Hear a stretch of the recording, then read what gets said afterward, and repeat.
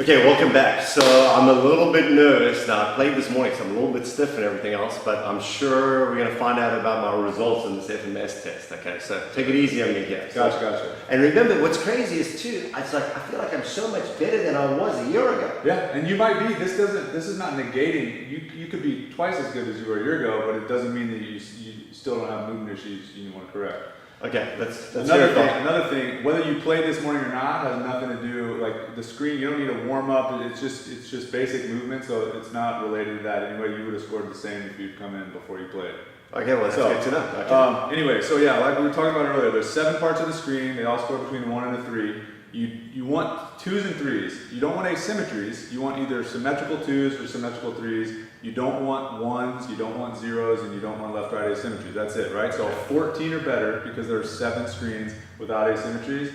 14 to 21, that's your range you want to be in, right? So the deep squat, you're a 1. And again, we're not going to tell anybody why, because then they'll be kind of trying to manipulate themselves when they're doing the screen, right? But, okay. So it's a 1. So that right there, right off the bat, that's a dysfunctional pattern we want to correct. What do you see as the dysfunctional pattern?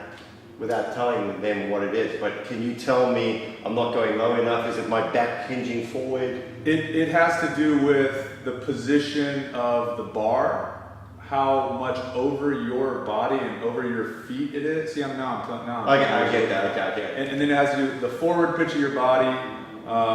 Because I've done, I understand. Okay, I know what you're talking about. Which has a lot to do with core stability, hip mobility, a bunch of different things. It's not just one issue that causes a dysfunction in the pattern. Okay. So, hurdle step, symmetrical 2s, that's fine. Great. Leave that alone.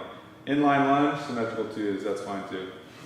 Shoulder mobility is a 1-2 asymmetry, and that's very common with volleyball players, and it's almost always where the mobility issue is in internal rotation of the dominant arm, the hitting arm, right? Yeah. So the mobility issue is actually caused by a stability problem, and then the body's only response is to restrict mobility to create some version of stability, which is actually just stiffness. So it's not real, or it's not what you want. Okay. Active straight leg raise is a 3-2 asymmetry. That's close. I mean, that was really good on one side. The other side went pretty much just as high, but then there was some movement of the down leg. Okay. The leg raise is not just a problem related to the raising leg. It's almost more often indicative of some sort of an extension and stability issue of the leg that's on the ground. So your right leg might stop at 45 degrees, and it's not necessarily because of your right hamstring. It could be because of extension problems in your left hip. Okay. Trunk stability push-up is a 1. Okay. That's just a motor control issue. It's a timing problem with how quickly your inner core fires. You want to kind of stabilize your body and have everything pop up together without any movement whatsoever in the lumbar spine. So it's got to kind of stay in the same position. So for me, the big things are the deep squat and the trunk stability.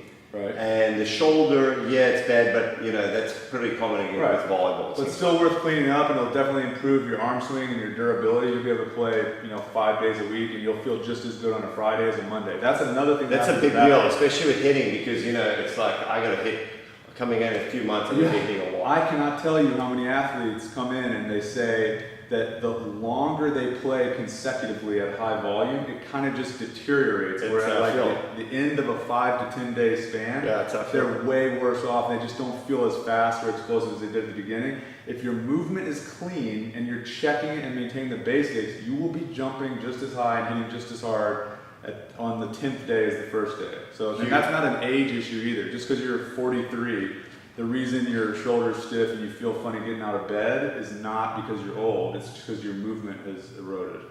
And the rotary stability, by the way, is symmetrical too. So yeah, so you get your issues are the deep squat, asymmetry 1-2 in the shoulder mobility, asymmetry 3-2 in the leg raise, and a 1 in the push-up. The order in which we address these. And there is a hierarchy. You don't want to squat's the last thing you clean up. Just by cleaning up a lot of this other stuff, the squat will a lot more likely improve on its own, right? So it's leg raise, shoulder mobility, rotary stability, trunk stability push-up, inline lunge, hurdle step, deep squat. You go in that order. So because of where you have dysfunction, we would start with the asymmetry in the leg raise.